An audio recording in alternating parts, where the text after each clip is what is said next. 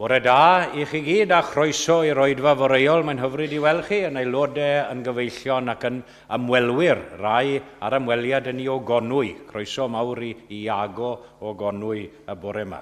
Lovely to see you on this glorious Pentecost morning when we celebrate the coming of the Holy Spirit, and we've just sung, as we do on every service, Ysbryd y tragwyddol Dduw disgyn arno ni. Spirit of the living, of the eternal God, fall on us. And we sing together our opening hymn, 36, Cenwch i'r arglwydd, I o'r ein hymwared ni yw. Aid yn beraidd hyd yn ef, aberth moliant iddo ef, bendigedig fo'r arglwydd ein diw. 37.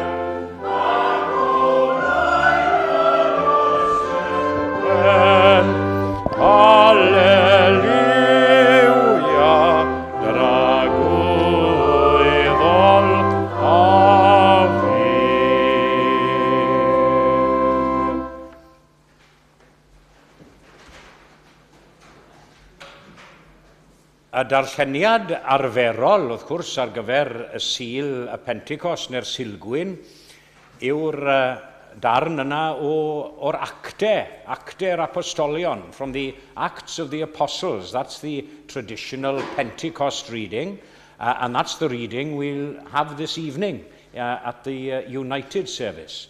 But this morning I'm turning to Mark's Gospel, the Gospel of Mark, the first chapter. If you're following in the English Bibles, the English Bibles in your pews, it's on page 1017. 1017. The first chapter of the Gospel of Mark. And I'm beginning to read at verse 14. Efengil Marc, y benod agoriadol, ac yn dechrau darllen, adnod 14, dechrau'r weinidogaeth yng Nghalilea.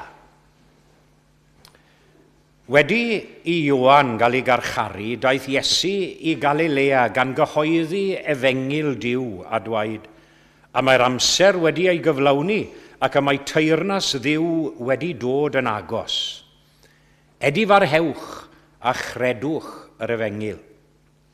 Wrth gerdded ar lan môr Galilea, gwelodd Iesu Seimon a'i frawd Andreas yn bwrw rhwyd i'r môr. Pysgotwyr oeddent.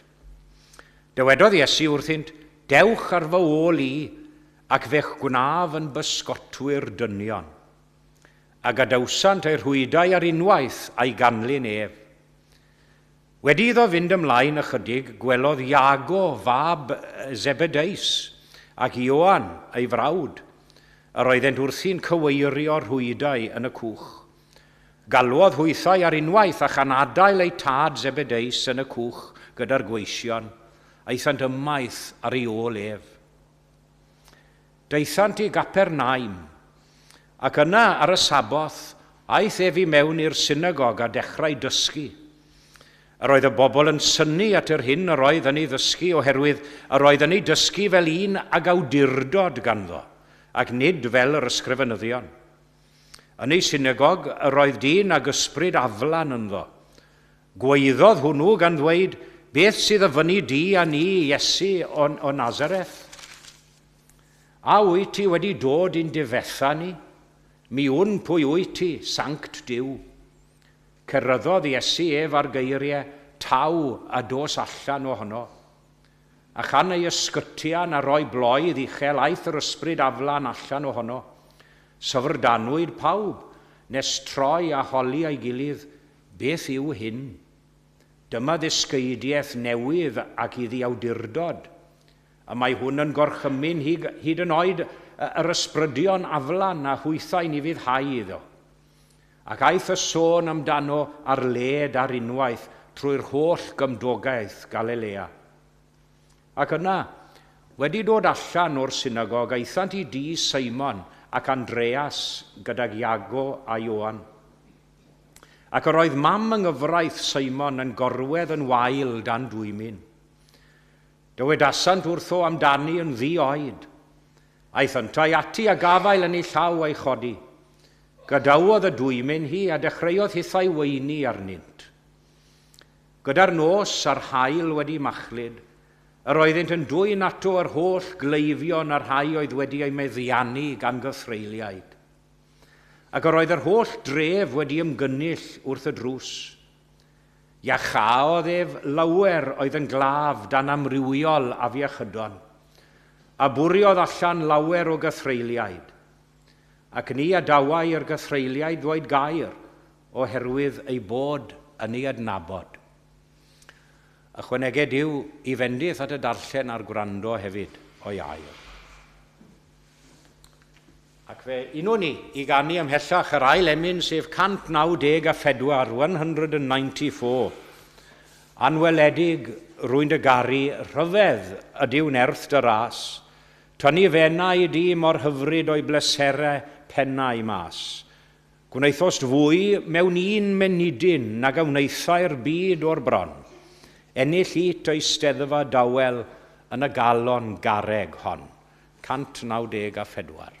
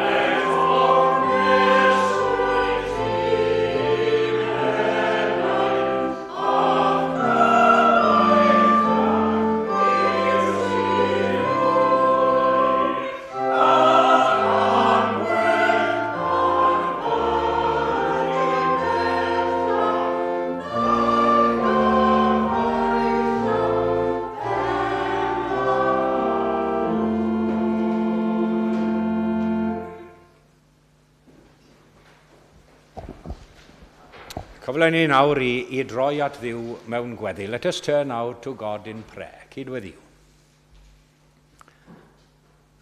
O anfon di yr ysbryd glân yn enw Iesu mawr, a'i weithrediadau megis tân o deied ef i lawr. Mighty God, on this day of Pentecost, we remember now with awe and wonder that great outpouring of your Holy Spirit on the disciples on that first Pentecost, which in turn transformed their lives and transforms our lives as well. Cofiwn yn arbennig am y tywalltiad nerthol, yr hyder a'r grym na a feddianodd y disgyblion gynt wrth i nhw dderbyn o'r rhodd yr ysbryd glân. Ac ein gweddi yn awr fel ym mhob oedfa mewn gwirionedd ddiw ar ei ti ein bywio cau ni gyda'r ysbryd yna. Un bywhau ni trwy'r ysbryd sanctaidd. Un glanhau ni, yn cryfhau ni. Un goleio ni, pob yr un ohonom ni. A hynny fel unigolion ac fel dy eglwys di hefyd, yn y lle hwn ac ar y ddeiar yn gyffredinol. And we pray, Lord, now for your church worldwide, for your church here in particular, at Eglwys Gymraeg Canwn Llundain, but for your church worldwide as well. Cymhwysa hi nawr gyda nerth yr ysbryd glân. Cymhwysa hi i gyflawni'r weinidogaeth rasol yr wyt wedi ymddiried iddi gyflawni yn y byd. Dyfnha i ffydd hi a'n ffydd ninnau hefyd. Meddianna hi ath gariad. A llenwi ni ath eglwys gyda rhyw gyffro a bywyd newydd wrth i ni gofio am dywalltiad yr ysbryd glân. A hynny mewn byd sydd mor anedig ac mewn cymaint o angen am dywalltiad o'r ysbryd sanctaidd di hefyd.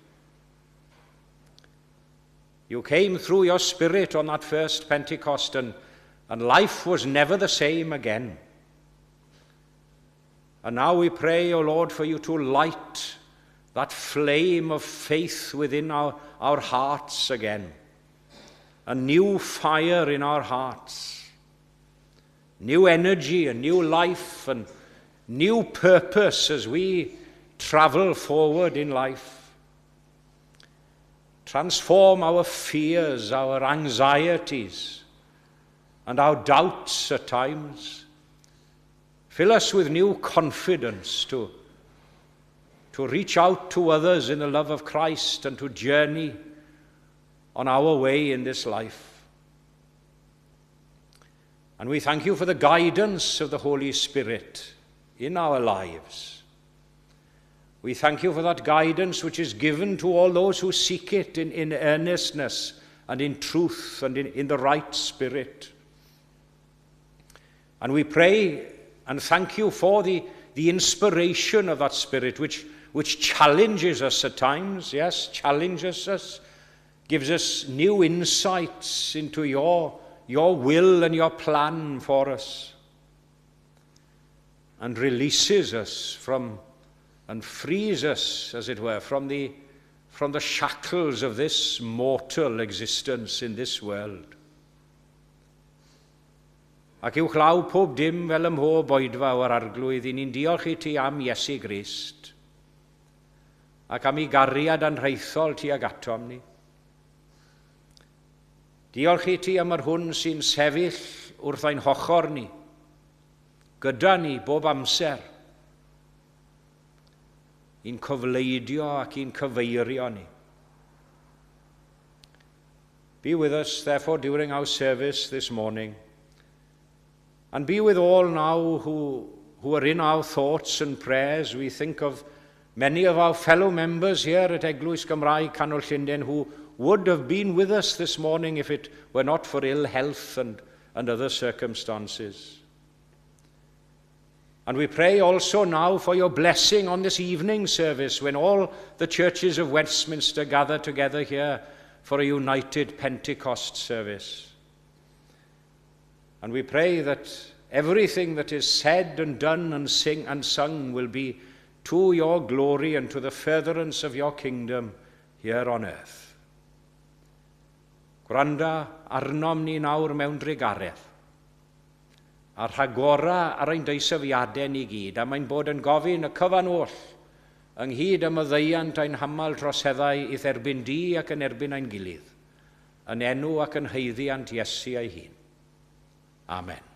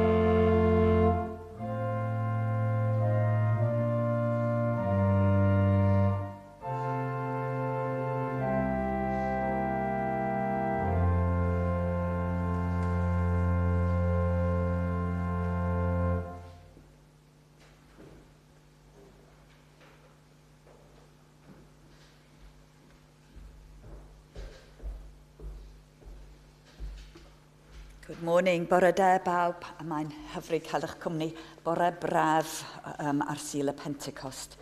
Llawer o ddiolch i'n gwneudog am ein harwen ni y bore yma. Hefyd mae non llawer o ddiolch i ti hefyd am dy gyfraniad ar yr organ.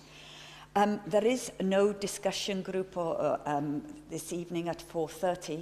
However, at 6 o'clock we have a very special service. We are hosting churches together in Westminster. This organisation has about 150 members, or member churches, and so hopefully we are expecting quite a big crowd. So if any of you are around this evening, please do come, but also if you can help, because with hopefully 150 churches being represented here this evening, we could do with a bit of help, so come and see me afterwards if you're free. Also, our minister will be leading that special service.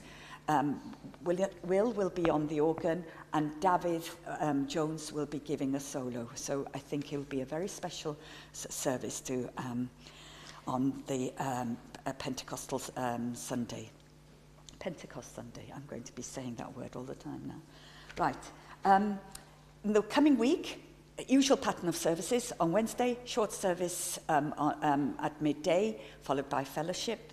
Felly Sul nesa, fydd yr oedfa yn y bore am 11, oedfa gymyn ac yn yr hwyr fydd oedfa am 6 o'r gloch, ac fydd y Curry Club yn cwrdd ar ôl yr oedfa hwyrol, a fydd y gweinidog yn harwen ni yn yr oedfawen i gyd. The next Saturday's Gymdeithas, trip a Gymdeithas, it has had to be pulled, unfortunately, because of the rail strikes. However, on the 1st of July, y cyngerdd y gyfyndeithas fel tai ar gorffennaf y cyntaf, mae hynny ymlaen. So 1st of July, we have a very special organ gala here, given by Thomas Trotter. He's an international concert organist.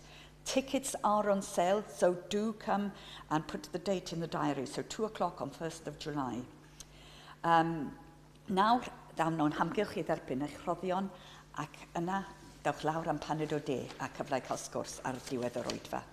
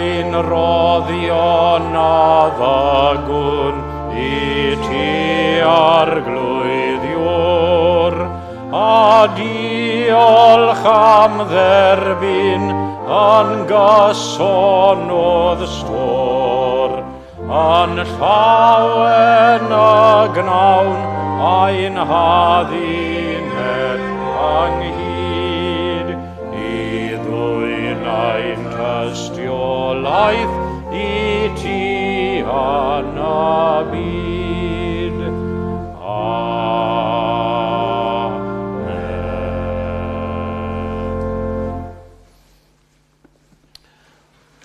Os allai dim ond ychwanegu, wrth gwrs, at yr apel I ddod heno. If you are free, please come along this evening at 6 o'clock to have a goodly representation of the Welsh contingency. I'm sure we might well be outnumbered. Well, I don't know whether we will be outnumbered. If all the Welsh people come this evening at 6, there will be more Welsh than any other nation here. But we look forward to this evening's service and look forward to David's solo as well this evening at 6 o'clock. Felly dewch os ych chi ar gael. Ac fe unw ni nawr I gannu ein hemyn nesaf, sef 488, 488 am Iesu Grist a'i farwol glwy, boed miloedd mwy o sôn, a dweded pob ryw enaid byw, mae teilwng ydy'r oen. 488.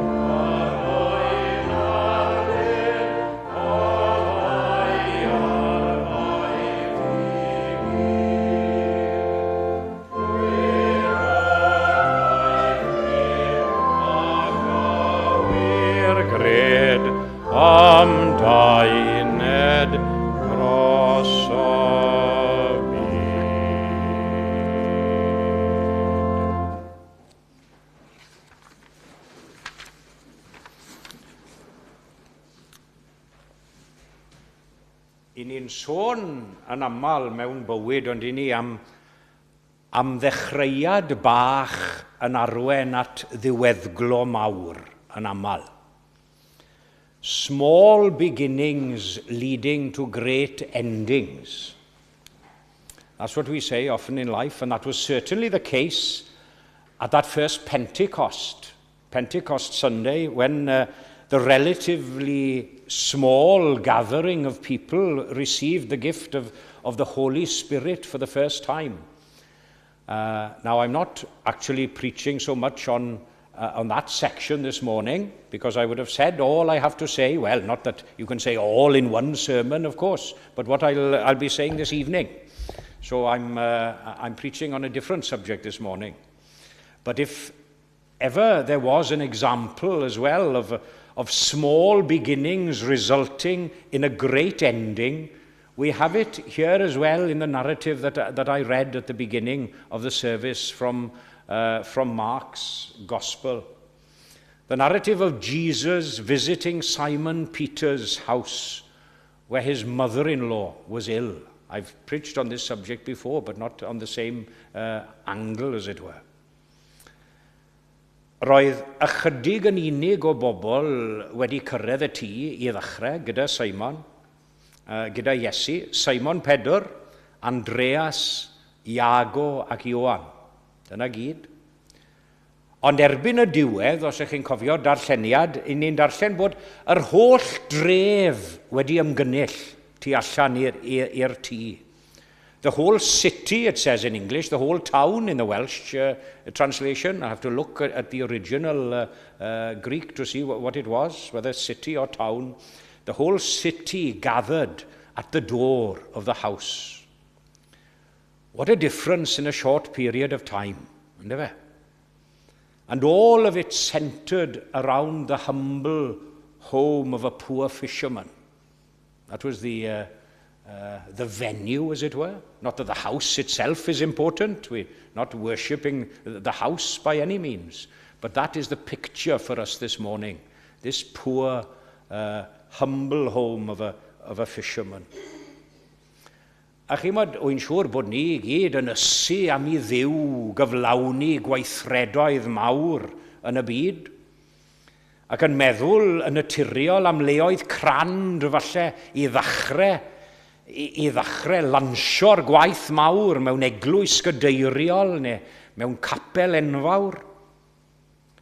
Ond byddai'n well o lawer, dwi'n credu, I ymddiried yn I allu I ddefnyddio ni ein hunain, a'n cartrefi bach digon dinod ni, yn I bwrpas mawr a thragwyddol e. Instead of thinking of other places more suitable to launch this great mission campaign, as it were, wouldn't it be a greater honor to Jesus and to us if we asked that our homes, our humble abodes, our homes were the central point, as it were, of which streams of blessing should flow out to all the adjoining neighborhood and all the other houses. Chi di gweld y gyfres dyledu na Through the Keyhole? Wy'n credu bod wedi bod ymlaen yn ddiweddar, oedd ddim wedi gweld yn ddiweddar, ond i'n hoffi gwylio'r gyfres na. A'r cwestiwn sy'n cael ei ofyn yn aml, wel, bob tro, who lives in a house like this? Dyna'r cwestiwn. Who lives in a house like this? Wel, wy'n siŵr nad oedd tŷ Simon Pedr yn ddim byd arbennig. Doedd ddim yn ddyn, dwi ddim yn credu yn gyfoethog iawn mae rhai yn barnu, falle oedd w'r busnes a eitha cwmni pysgota, falle yn perthyn iddo fe, dwi ddim yn gwybod am hynny.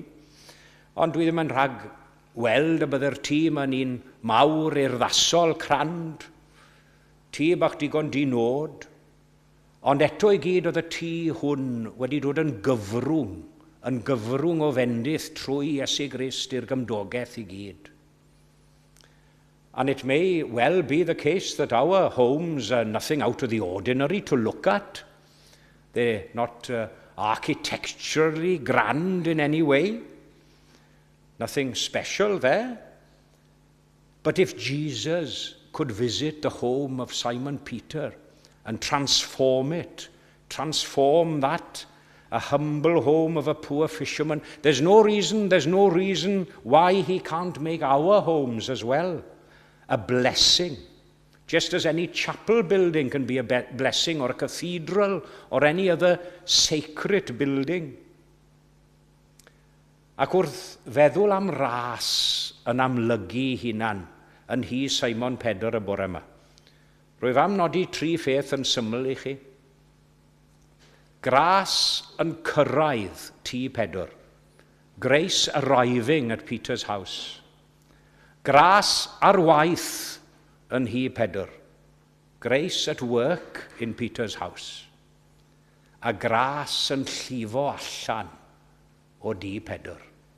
Grace flowing out from Peter's house.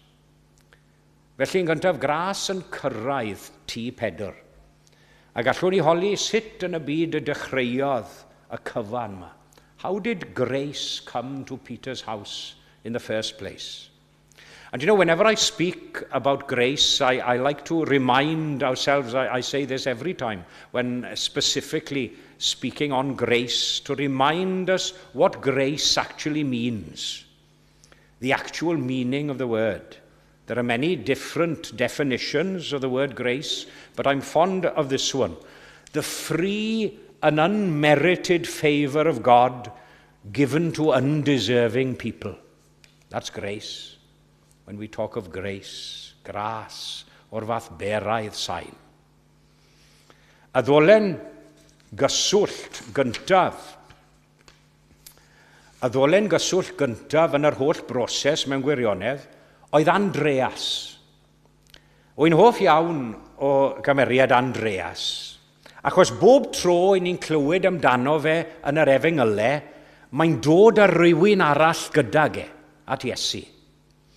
He is the chief missionary, as it were. He always brings somebody with him to Jesus. Andrew had heard John the Baptist preach, and he'd been very, very impressed by his preaching. And in fact, he'd been so impressed that he went to hear Jesus and became a follower of him. And as I say, the first thing he did after becoming a follower was to lead others to Jesus. His main desire was to make disciples of others. That's what we should do as well. That's what Jesus tells us to do.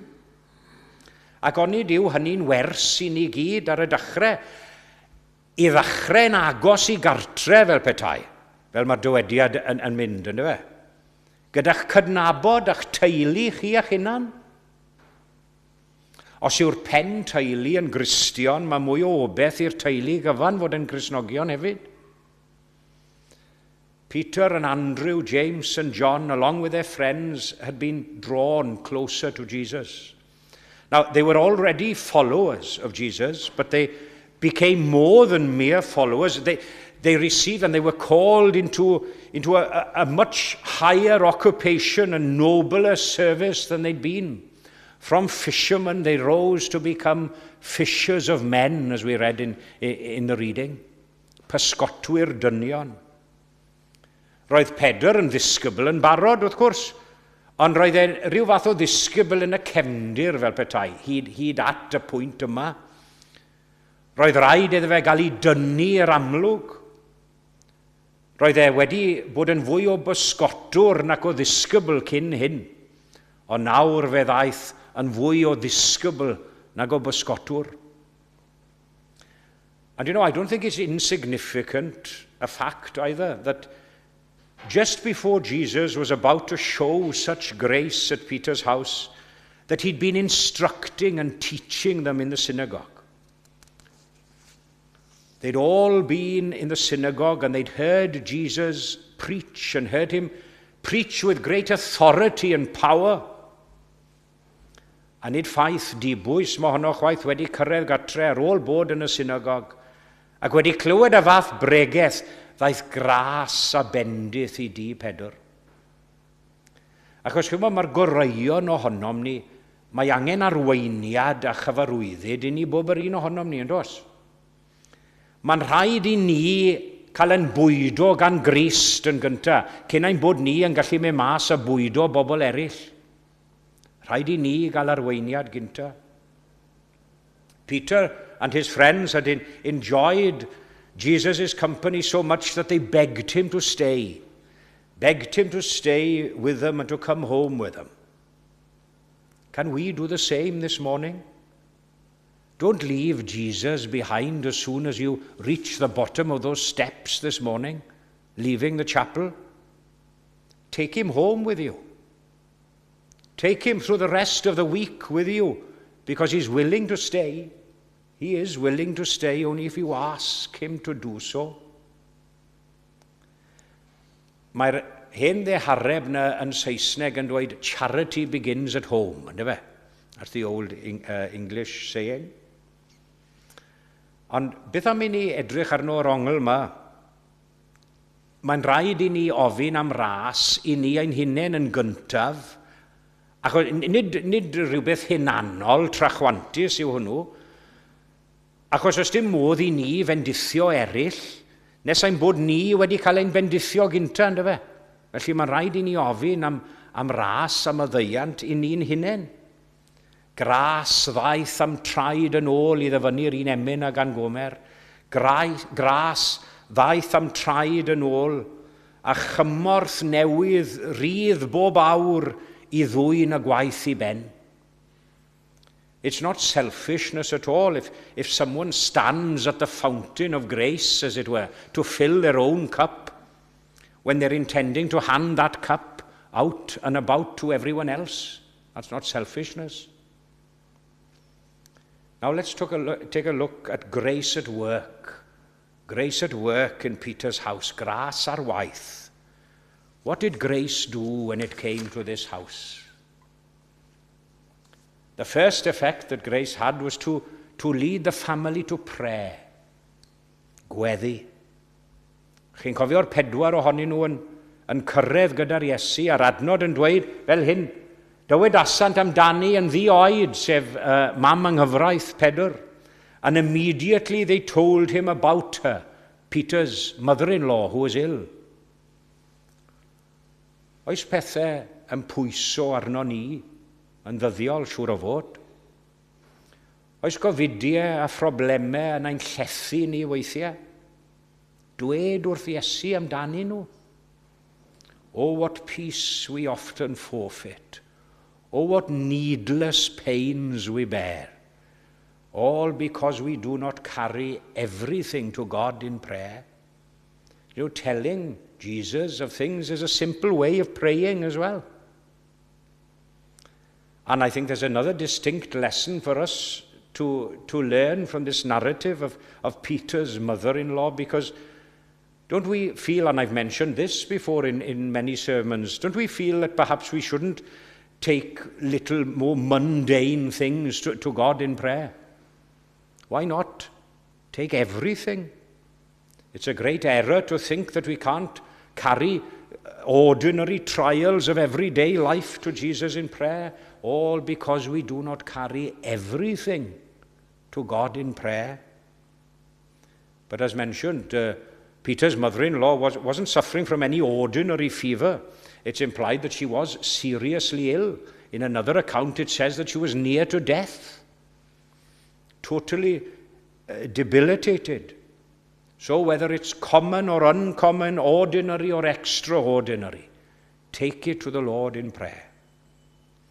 Mae'n amlwg bod nhw wedi dweud wrth Iesu oherwydd ei bod nhw'n ffyddiog bod Iesu yn gallu cyflawni'r gwaith. Ydyn ni'n disgwyl yn yr un modd yn llawn ffydd a hyder?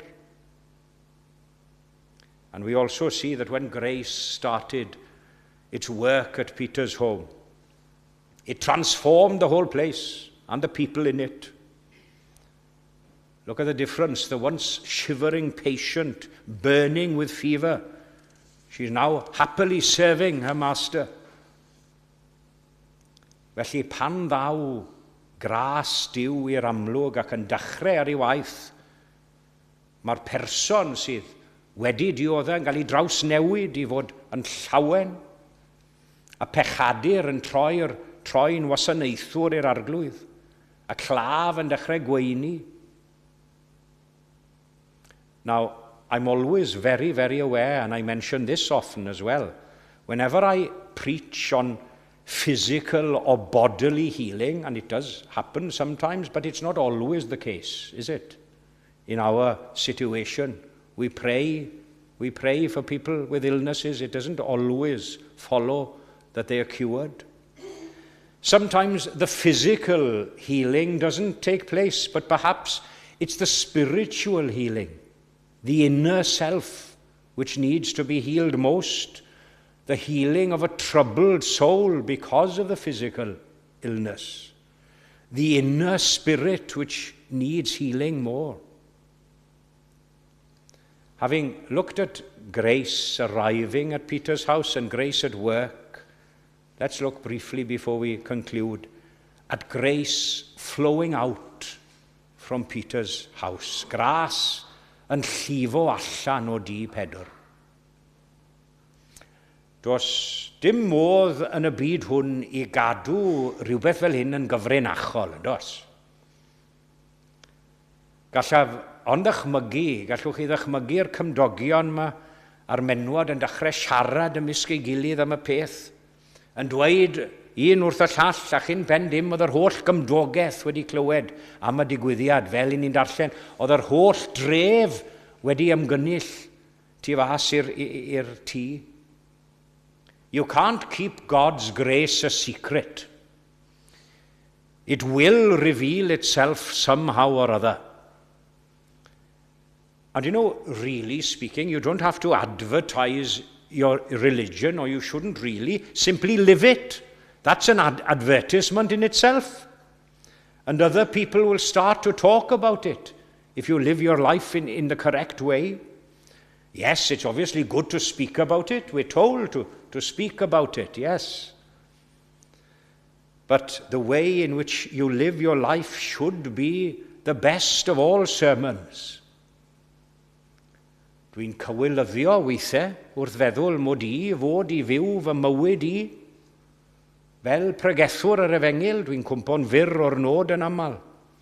Ac wy'n dyfynnu geiriau William Morris, y prifardd William Morris, gan Arfon yn aml wrth iddo sôn am Tom Nevin, a'i fywyd o'i bregethau i gyd, y mwyaf oedd ei fywyd.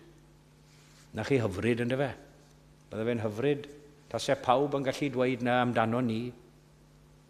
The story spread through the whole town, and others, moved by the same impulse, made their way to Peter's house.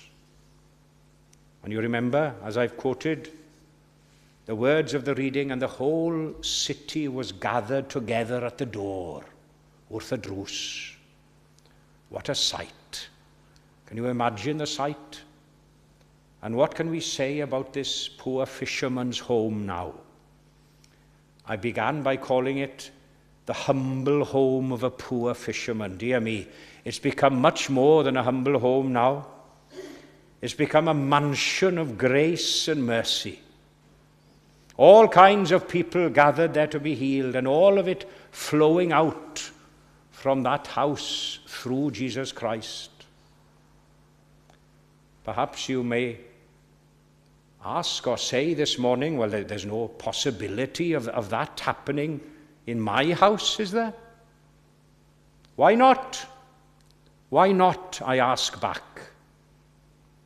Ma modd i ddiw i draws newid ein tai ni a ninne gydag hefyd. Yn gyfryngau gras a chanol fanne o fendith i'r holl gymdogaeth. Dim ond i ni adael i mewn i'n cantrefi ni, i mewn i'n bywydau ni. A fod yn fodlon iddo fe aros yno, parod i wneud i gartre, yn y galon euog ddi, a'i ffrydferthu a grasisau gwerthfawr ddoniau'r nefoedd fri, agor iddo, angymharol Iesu ci, gogoniant i'w enw. Amen.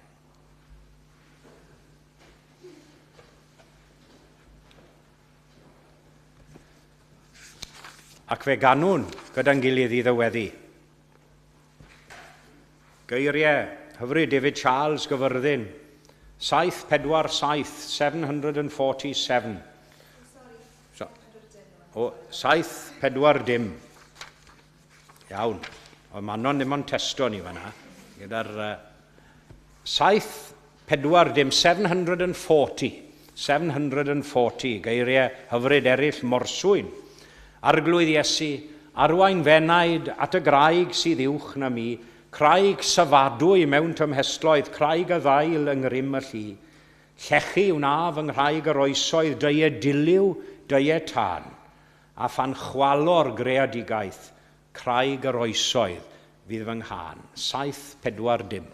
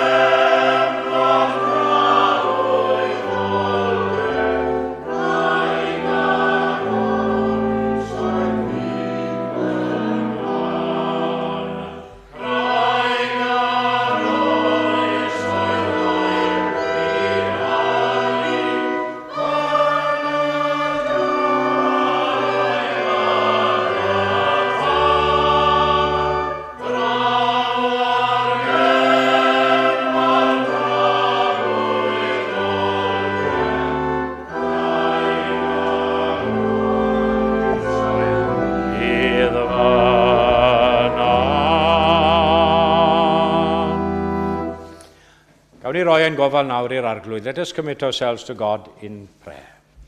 Craig yr oesoedd ddail pryd hynny, yn y dyfroedd, yn y tân, draw ar gefnfor tragwyddoldeb, craig yr oesoedd fydd fy nghân. Ac yn nawr bydde di ras ein harglwydd ni Iesu Grist, a chariad Duw, a chymdeithas yr ysbryd glân i aros gyda ni, ac i weithio ynom ni a thrwom ni, o'r awr hon hyd yn oes oesoedd.